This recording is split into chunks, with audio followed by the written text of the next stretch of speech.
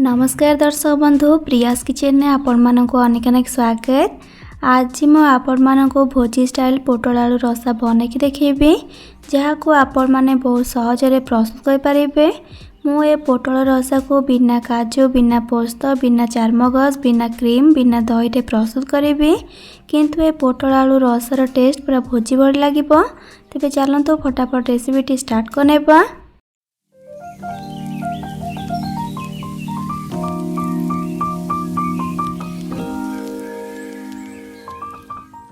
पोटल आलू रसा बनवाई प्रथम गैस ऑन करके गोटे कड़े को बसैकी से दौची 2 बड़ चामच सोरिष तेल।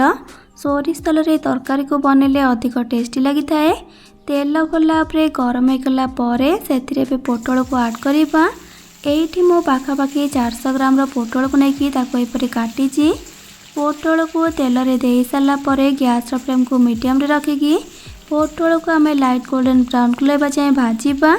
पाखापाखि 4 ରୁ 5 मिनट खंडे भाजला परे एठी आपण ए देखि पारछंती पोटल हमर लाइट गोल्डन ब्राउन कलर की भाजी गलानी। ताको भी गोटे बाउल को काढ़ी देबा। पोटल को भाजी की काढ़ी सला परे ताको बे साइड रखिबा। आउ से सेम तेल रे दे देबा आलू को। एठी मो 3टी मीडियम साइज रो आलू को नेकी तार चोपा को छड़ेकी एपरे बड़ बड़ खंड करके काटिक नेची। एबे हमें गैस रो फ्लेम को हाई करबा। आउ हाई फ्लेम रे आलू को हमें सही परे लाइट गोल्डन ब्राउन कलर जाए भाजवा। पाखापाखि 5 ରୁ 7 मिनट खंडे भाजला परे एठी आपण एबे देखि पारछंती आलू हमर एठी लाइट गोल्डन ब्राउन कलर की भाजी गलानी। ताको एबे गोटे बाउल को काढ़ी देकी साइड रखिबा। आउ तरकारी बनेबा प्रोसेस स्टार्ट करिबा। तेल टिके कम अछि सेथिपय सेथिरे आउ गोटे छोट चामच भलिया तेल को दोची। आ तापर एठी देखंतो मु नैची 2टी तेजपत्र अधा छोट चामच जीरा खंडे डालचीनी गोटे गुजराती आ 4टी लवंग ए सबू को एबे तेल दे देबा। गोटा मसलार टिके बास्ना आसीगला परे गोटे बड़ साइज पियाज को फाइनली चॉप करके काटी दे देबा। एबे हमें पियाज को भल भाव लाइट गोल्डन ब्राउन कलर पर्यंत भाजवा। एठी आपण एबे देखि पारछंती पियाज हमर एठी भल भाव भाजी गलानी। पियाज एपरी भाजी गला परे सेथिरे अदा रसुण बटा को ऐड करबा। एठी मु पाखापाखि 3 बड़ चामच भलिया अदा रसुण बटा को देइछि। अदा रसुण बटा को दे सारिकी सबको भल भाव मिक्स करनेबा। आ मीडियम टू हाई फ्लेम रे पाखापाखि 2 मिनट खंडे कषिबा जेमती कि अदा और रसुण रो कंचा बास्नाटा चली जिवो। पाखापाखि 2 मिनट खंडे कषला परे अदा और रसुण रो कंचा बास्ना चली गलानी। एबे हमें गैस फ्लेम को लो करबा। आ लो फ्लेम रे एथिरे किछि गुंड मसला को पकेबा।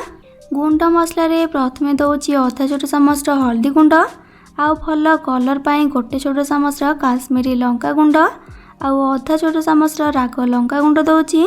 आउ दौची सेथिरे गोटे छोट चामच धनिया गुंड आउ अधा छोट चामच जीरा गुंड आउ गोटे छोट चामच चिकन मसला आउ गोटे छोट चामच भलिया कस्तूरी मेथी। एबे सेथिरे 3 ରୁ 4 चामच भलिया पानी को देबा। आउ सब को भल भाव मिक्स करनेबा। चिकेन मसला जगह आपण माने मीट मसला कि किसी भी सब्जी मसला पके पारिबे। एबे हमें मसला को पाखापाखि 3 मिनट खंडे कषिबा जेमती कि गुंड मसला रो कंचा बास्ना पळेबो आ मसला रो तेल छाड़िबा आरंभ करिबो। गैस रो फ्लेम को लो टू मीडियम रे रखिथिबे। पाखापाखि आ 3 मिनट खंडे कषला परे मसला एठी बढ़िया से कषि गलानी। देखि पारथिबे मसला रो तेल छाड़िबा आरंभ कलानी। मसला एपरी कषि गला परे एबे हम एथिरे टमाटो बटा को देबा। एठी मु गोटे मीडियम साइज रो टमाटो को बाटिक नेची। आ ता सहित एबे स्वाद अनुसार लूण को पकेबा। आ एबे सेथिरे भाजी रखिथिबा आलू को दौची। आलू को ए स्टेज रे पके देले कोन हबना मसला कषिबा सहित आलू टिके कषि जीवो जेहेतु से टिके सिझिबा को टाइम लागि थाए सेथि पई। एबे हमें सब को भल भाव मिक्स करनेबा। आकु कवर करनेबा पाखापाखि 3 ରୁ 4 मिनट पई जेमती कि टमाटर कंचा बास्ना पळेबो आ मसला भल भाव कषि जीवो। मझिरे मझिरे कवर को काढ़ी को मिक्स करथिबे। पाखापाखि 3 ରୁ 4 मिनट पर एबे कवर को काढ़ीबा। एठी हमर एबे मसलार कंचा बास्ना पळेछि आ मसला मध्य भल भाव कषि आसलानी। मसला को आपण जेते भल भाव कषिबे तरकारी टेस्ट मध्य सेते बढ़िया आसताए। एबे आम एथिरे भाजी रखिथिबा पोटल को ऐड कर देबा।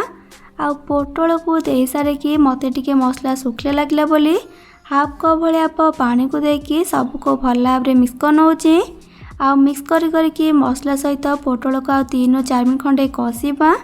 एमती कषिबा द्वारा तरकारी टेस्ट बहुत भल आसीबो। एठी पाखापाखी 3-4 मिनट होगलानी आ मसला पोटल सब पूरा बढ़िया से कषि गलानी आ बास्ना मध्य सीरियसली बहुत बढ़िया आसला। एबे आम एथिरे पानी ऐड करिबा। मु एठी 1.5 ग्लास पानी दोची। आपण एठी निज हिसाब रे पानी दे पारिबे किंतु अधिक पानी एथिरे देबेनी। एबे आम सबको आउ थरे भल भाव में मिक्स करनेबा आ तरकारी को हाई फ्लेम रे 2-3 मिनट पर्यंत फुटिबा को छाड़ देबा। एठी आपण एबे देखि पारछंती तरकारी एठी बढ़िया से फुटी गलानी। तरकारी को आउ थरे भलके मिक्स करनेबा आउ आकु कवर करके लो टू मीडियम फ्लेम रे 7-8 मिनट पर्यंत कुक करबा जेमति कि पोटल आलू बढ़िया से सीझी जिवो। मझिरे मझिरे यार कवर को काढ़ी आकु मिक्स करथिबे। पाखापाखी आउ 7-8 मिनट पर एबे कवर को काढ़ीबा आउ एबे आमे तरकारी को आउ थरे भल भाव में मिक्स करनेबा। एठी आलू आउ पोटल भल से सीझी जाइछि। एबे आमे एथिरे आधा छोट चामच गरम मसला गुंड पकेबा आउ ता सहित 1 कप नड़िया रस देबा। नड़िया को फास्ट कोरेकी ताकू मिक्सिंग जार देकी पानी अल्प देकी ग्राइंड करनेबे। आउ गोटे सफा कपड़ा रे तार रस को चिपुड़ नेबे। से रस को एथिरे देबे। भोजी पोटल आलू रसार ग्रेवी बलिया होता से जेतेबेले आपण पोटल आलू को सीझीबा पई पानी देबे कम पानी देबे। एबे आमे सबको भल भाव में मिक्स करके आमे को मीडियम फ्लेम रे 4-5 मिनट पर्यंत कवर करके कुक करबा। पाखापाखी 4-5 मिनट पर एबे कवर को काढ़ीबा। आपण नड़िया रस देला परे तरकारी को अधिक समय कुक करिवेनी। भोजी स्टाइल पोटल आलू रसा एठी रेडी जाइछि। एबे लास्ट को किछि कटा धनिया पत्र को पकेकी सबको भल भाव में मिक्स करके गैस फ्लेम को ऑफ करनेबा। बिना काजू बिना पोस्त बिना चारमगज रे भी ग्रेवी केते बढ़िया होइछि। जदि आपनको ये पोटल आलू रसार रेसिपी भल लगी तेबे आपको लाइक करेंगे, सांग मानक सहित शेयर करेंगे।